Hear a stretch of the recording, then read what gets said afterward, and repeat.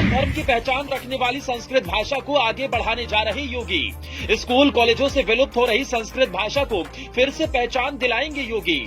UP का हर एक बच्चा संस्कृत भाषा में बात करेगा, योगी ने दी बहुत बड़ी सौगात। यूपी में जल्द खुलने जा रहे हैं 10 नए सरकारी संस्कृत कॉलेज, योगी ने शुरू की तैयारी।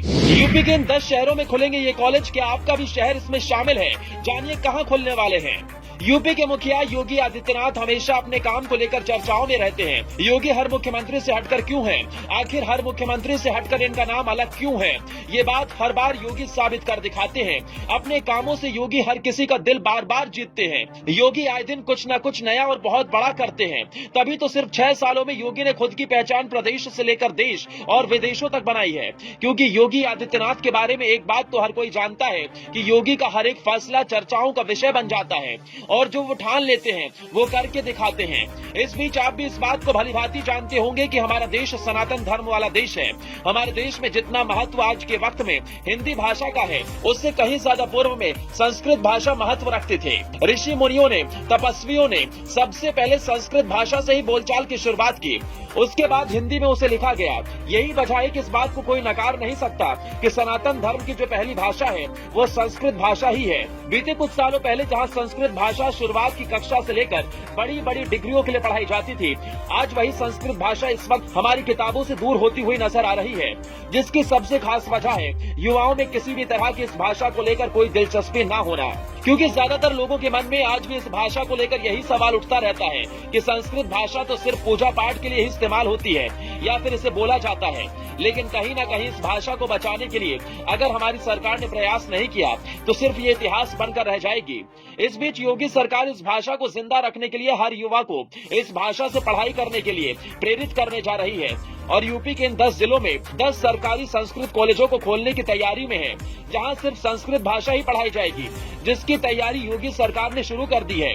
आपकी जानकारी के लिए बता दें, ये सभी सरकारी कॉलेज उत्तर प्रदेश के 10 जिलों में स्थापित किए जाएंगे, जिनमें वाराणसी, रायबरेली, सहारनपुर, मुजफ्फरनगर, मुरादाबाद, शामली, जालौन, एटा, अमेठी और हरदोई शामिल हैं, जो उत्तर प्रदेश में संस्कृत शिक्षा को बढ़ावा देने के लिए राज्य सरकार की एक पहल का हिस्सा है।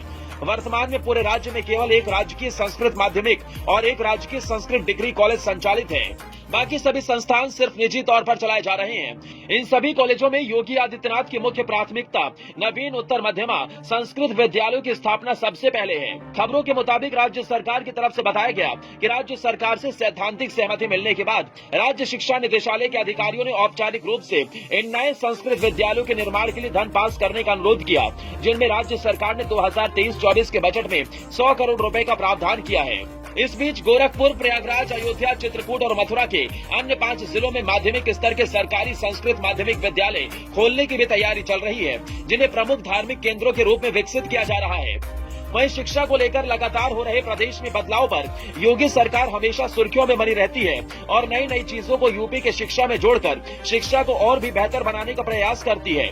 जिनमें हाल ही में आपने सुना होगा कि जब योगी आदित्यनाथ ने 11वीं और 12वीं की इतिहास की किताबों में बड़े बदलाव करते हुए सिलेबस से मुगल इतिहास को हटा दिया था। हालांकि उत्तर प्रदेश सरकार ने स्पष्ट नहीं किया है कि उसने कोई बदलाव किया है या नहीं, क्योंकि जून 2022 में एनसीईआरटी द्वारा कई बदलाव किए गए थे, जिनमें यूपी बोर्ड ने स्कूल और इंटरमीडिएट में एनसीईआरटी की किताबों को अपनाया है। कुल मिलाकर अगर देखा जाए तो योगी आदित्यनाथ का यह फैसला इस भाषा को बचाने में और युवाओं के बीच लाने का एक बड़ा प्रयास है और इससे उम्मीद यही है कि यूपी की शिक्षा में एक बहुत बड़ा बदलाव होगा।